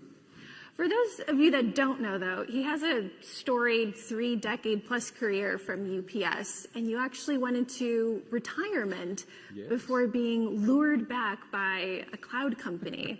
But the timing of it is what really gets me, because you joined before the ChatGPT kind of boom really took the world by storm. Was the job that you agreed to take the job that it eventually became? My goodness. What a great question. First of all, it's great to see you all. Certainly commend you for being part of these events. It's important that all of us in the industry can continue to learn from one another, especially as we see this next generation of technologies evolving. And there's no better way of learning than to actually exchange experiences and some of the things that we are all collectively learning. But you're absolutely right. When I joined Salesforce, I was retired for 1 year, 1 day from UPS. So it was Friday. And then the next week on Monday, I was working for Salesforce. And the mission at the time was really interesting. Salesforce, being a technology company that had been around for 25 years, really has these great aspirations to continue to grow, get to be a really large organization, and realized that its IT shop was not really in a position to scale to support the company's growth. And that's why they actually recruited me, and they wanted me to be part of their company. Now you move forward 2 years after that point, and my goodness, yeah, we've done that, and check mark, it's good. But now the whole mission for the company has transitioned into supporting the AI enterprise. And it's really interesting. Right before this meeting, I was in my one-on-one with Mark Benioff, and it's been one of the most interesting experiences ever. Is it eval season for you guys too? Well, you know, to work for a founder is quite unique, and to work for a founder like Mark, who's constantly reimagining the future and thinking about where not only our company, but the industry is going, is fascinating. So last year, I was in a meeting with him. I was sitting next to him, and he wrote in my book that my title, this is before the CAIO title became now a thing. He said, Juan, you're no longer the CIO. You're the Chief AI Officer for the company. So I took that seriously. It was an indication that the company was transitioning into something new. Today, he changed my title again. By the way, all these changes in title don't come with any more pay. I will tell you that much. I should ask him that one of these days. But today, the new title was, Juan, you no longer are the CIO nor the CAIO. Now you're the CAO. And I said, what do you mean, Mark? He says, well, now you're the Chief Agent Officer. And it really got me thinking, because that's where he sees things happening, right? Last year, it was all about AI.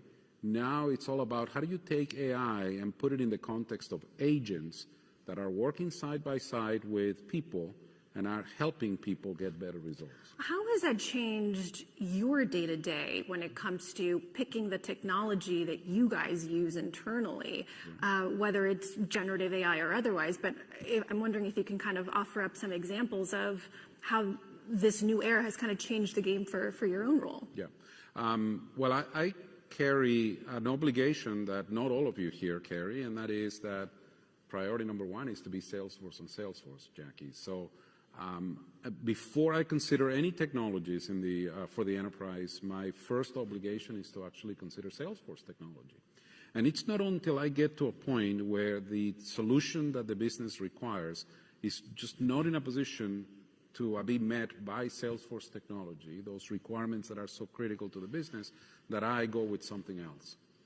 So Salesforce and Salesforce first, especially as it relates now to Gen AI, all things related to sales, service, commerce, marketing, the entire CRM space, even analytics, and certainly now also integration with some of the tools that we support as a company. My first pass is to make sure that we use those technologies in the company and that we are truly customer zero. What that actually means is that before you see any technologies from Salesforce, that my group is actually working on them, using them, experimenting with them, and providing feedback to the product teams. And then after that, it's everything else. So we have many other technologies in the business. We support those technologies fully, and of course, we need to continue to maintain both environments well. Talk to me about what it's like vetting those, because there's a lot of companies out there now that label themselves AI, but they're really not. And I'm curious what you've seen in the market amid all this enthusiasm when they're out pitching you. This is why you should, incorporate our tech into your company. It really is a great question, and I think it's something that we all need to think about. When I used to work for UPS, as Jackie said, I was with UPS for 32 years of my career. And you were also a delivery man. I was a delivery man in Beverly Hills, California. 90210 was my postal code. Best Christmas I've ever had, too, by the way. I think about how the company over the years changed. Being a package delivery company, then it became a supply chain company, then it became a logistics company, and then it became a technology company. And I would argue that everyone in this room today, if someone asks you, okay, tell me about your business, whatever business you may be in, you probably would also think that you're a technology company. I think in time we're going to be in the same boat when it comes to AI. I really believe that it's going to come to a point where, yeah, we're technology companies, but we're also AI companies. And we are AI companies not because we think of AI as a strategy, but because AI is just so embedded into everything we do. It's the way that we run the business. And I think it's just a matter of time that that's the way that we will be operating our companies. And Jackie, I use this analogy. I think about this often now. Those of you who have been in IT for a long time, you remember when mobile phones became a thing in business. And we started thinking, oh my goodness, we got to be mobile first. So whatever technology we're going to deploy, we got to make it mobile first. And we started shifting in that direction, and that's the way we started building technology. Then cloud comes along, and we start thinking about, we got to be cloud first. And we started building, designing, architecting solutions as cloud-first companies. We don't really talk anymore about being mobile first, cloud first. It's just the way we do stuff today, the way that we build technology today. I think it's going to be the same thing with Gen AI specifically. We think about today as how do we become a Gen AI first company, but eventually it's going to be just another great set of solutions that will be so embedded into what we do every day that that's the way that we operate. What are some challenges that you've hit along the way in the last, year and a half or so that you've been at the company, or 2 years now, that you perhaps weren't expecting before, AI really became the focus of a lot of companies out there?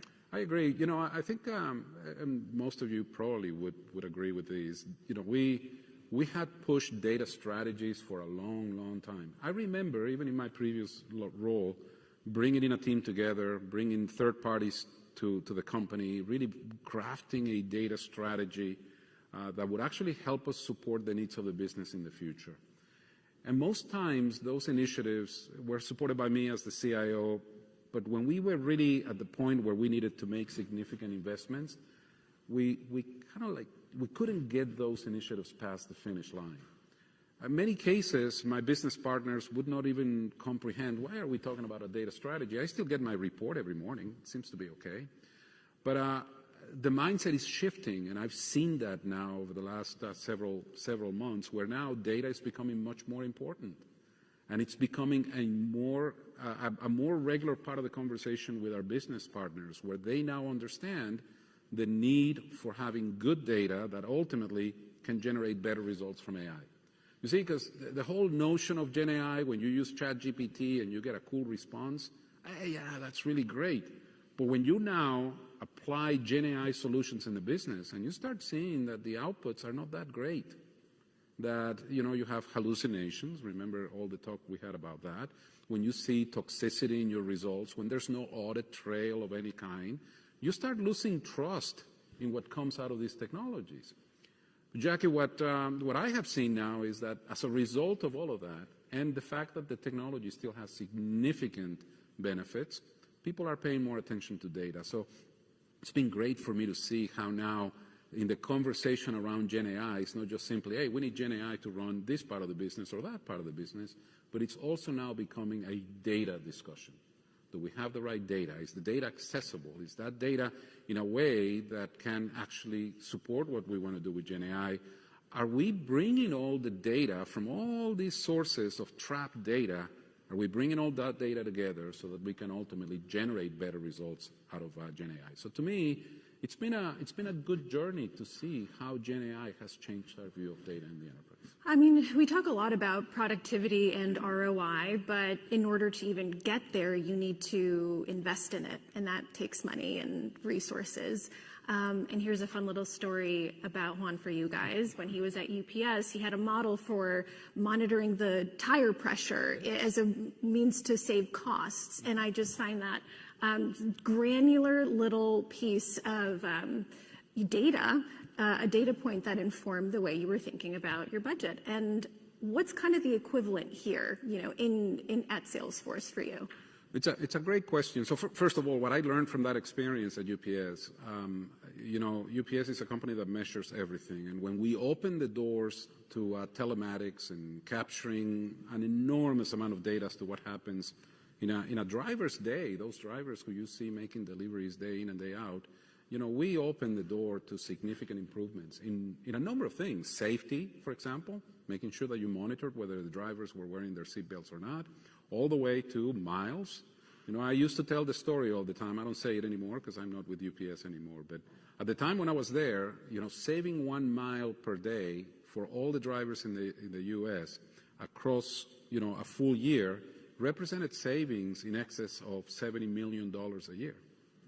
So that gives you this idea that details matter. And when you actually, in big companies and medium companies and in small companies, when you aggregate the benefits of tackling all these small things, they can actually amount to significant benefits, significant value. To your question, I think it's going to be the same thing with Gen AI. I was listening to the panelists before me, and their points were right on. I think we are all at different stages in being able to see the true, real value of Gen AI. We have all these pilots that are active today. We are starting to see some rays of light across all these different efforts that are telling you that this technology has huge, huge potential. But in terms of actually bringing all that and putting it into the P&L, we're not there yet. It will come. But it's important to pay attention to the details, how you manage the data. I heard one of the panelists, I certainly agree with her, prioritizing the types of initiatives that matter most to the business, the ones that are going to have the most impact, making investments in those. Also having enough flexibility to adjust to changes in this technology that are happening so rapidly. I see that in my company. I am customer zero, remember that. But the work that we were doing with co-pilots 3-4 months ago is now completely changing into now becoming an agent company. So co-pilots are transitioning into agents, and guess what? I'm customer zero, so I got to be in a position to do all these. And I got to do it in a way where it's cost effective, is well done, and ultimately doesn't put the organization at high risk. So at the end of the day, I think understanding how to invest, understanding how you manage your investments for the areas that will matter most to the company in the long run, and making sure that when you find those areas where the value is truly there, that you double down, that's the approach to me. One thing I will tell you all, AI is not going to be free. I used to say this all the time. Shipping is not free. When you see all these ads, hey, shipping is free. No, wait a second. Shipping is not free. I will give you my ad now. AI is not free. AI is going to cost some money, and I think it's important that we as technologists think about the implication of the decisions that we make when it comes to AI on cost and certainly on the overall benefit cost analysis that we all still need to do. I mean, if there's anything that we saw from recent earnings reports, and we seem to be reaching a part in the AI hype cycle where investors are expecting a little bit more and they want to see some results. And you guys are one of the most established tech companies out there. And I'm curious how you think about kind of this stage, the balance between incorporating new technologies at speed, at scale, while not overspending. Where would you say you are in that phase? Like, are you kind of, curtailing kind of the costs at this point? Are you still kind of charging ahead when it comes to, rolling things out or, working with new vendors? Kind of where are you in that? For the first time, I've been a CIO for almost 10 years now, and I've always been very disciplined about how we make investments in technology. I never really felt that we should be spending money on technology just for technology's sake. Never did. I think that the technology investments need to be closely connected to the company's strategy, to the company's objectives, and that should dictate how you make investments in technology. But for the first time in those 10 years, I saw this period of time in which we ignored all that.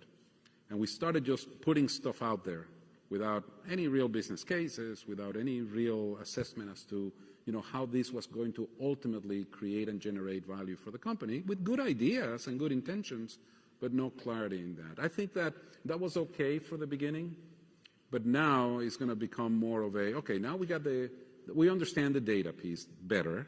We understand how to avoid bad AI. We have, in the case of my company, we have spent an enormous amount of money, time, and effort in building a trust layer in our AI solutions, so that ultimately, when you buy from Salesforce, you're actually operating from a place of trust. Your data is not going to be shared with anyone. Your data is your data. We'll make sure that you have audit trails, that you can manage and control that data. So, we are at that stage now. And by the way, the solutions are evolving much more rapidly. We're working on now agents for service and agents for sales, where we see significant opportunities for improvement in those operations. So now I think it's time to really identify, it was said in the previous panel as well, what are the areas in which we really see the most benefit? What specific processes can be transformed by the use of this technology? And go back in a way, not entirely, but in a way, to the things that we've known how to do so well in IT, which is to understand the technology, know what it takes to deploy the technology, quantify the value of technology, quantify the cost of implementing that technology, and start driving some return on investment. Let's talk a little bit about some of the conversations you have with Mark, because I've heard that there can be a bit of a dissonance between a CIO and a CEO, and what a CEO thinks is feasible versus what a CIO knows is actually realistic. And I'm curious what that looks like within Salesforce. Kind of, take us back to when people were really excited about AI. Where did you have to kind of rein him in, and where are we now? There's no reining Mark in. That's a great question. What advice would you have for the crowd? Because I'm sure this relationship exists at other places too. Absolutely. Look, at the end of the day, Mark is a reasonable business guy. He's going to push the boundaries. And I will tell you, in all these years doing this type of work, I've never seen a leader like him who truly pushes the boundaries as to where the company should go, where their technology should go, and how the technology should create value for our customers. I've never seen anyone like him. But at the same time, Mark recognizes that there will be certain things that Salesforce should not be into, that we should respect, that's not going to be our space. It's not always easy to get him there, but at the end, he will recognize that. But in those areas where we need to be really good, and that's my suggestion to you, that when you sit down with your CEOs and you talk about Gen AI, first of all, I don't talk about Gen AI as a strategy, quite frankly. With him, I talk about Gen AI as a journey.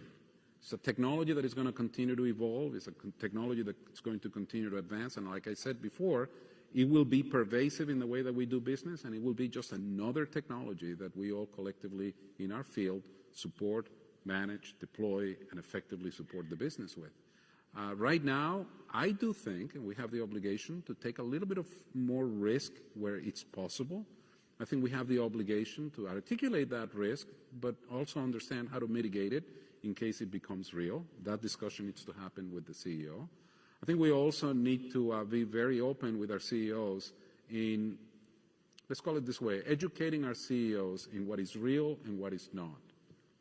In many cases, people reading articles, hearing from other CEOs, the messages get exaggerated as to what Gen AI can actually do. And I think we have the responsibility to be the chief educators also when it comes to Gen AI and being able to be good descriptors of what's right and what is wrong. And then lastly, I think we also, as we work with our CEOs, need to make sure that we keep guiding our CEOs to press on the business in general to focus on those things that matter most and not get distracted. As IT professionals, not only do we have to work on Gen AI, but we got a million other projects that need to get done. We got technical debt that needs to be addressed. We have security that needs to be prioritized. We have talent that we need to manage.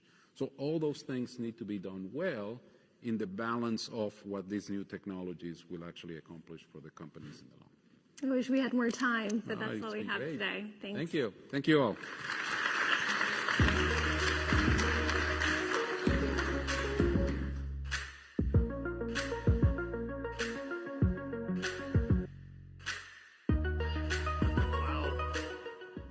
That was awesome. Thank you to everybody.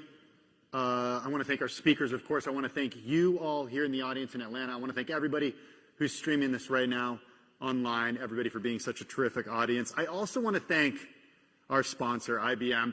If you would like more information from them, please visit the Resources tab on the event website, and then you can rewatch any portion of this event. Just return to bloomberglive.com also to view it on demand.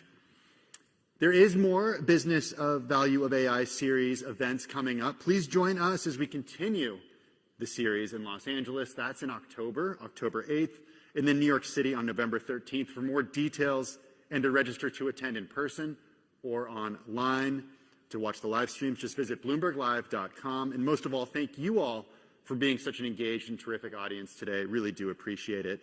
For those of you here in the room, please join us now for cocktails, for networking. For everybody else, goodbye, and we'll see you next time.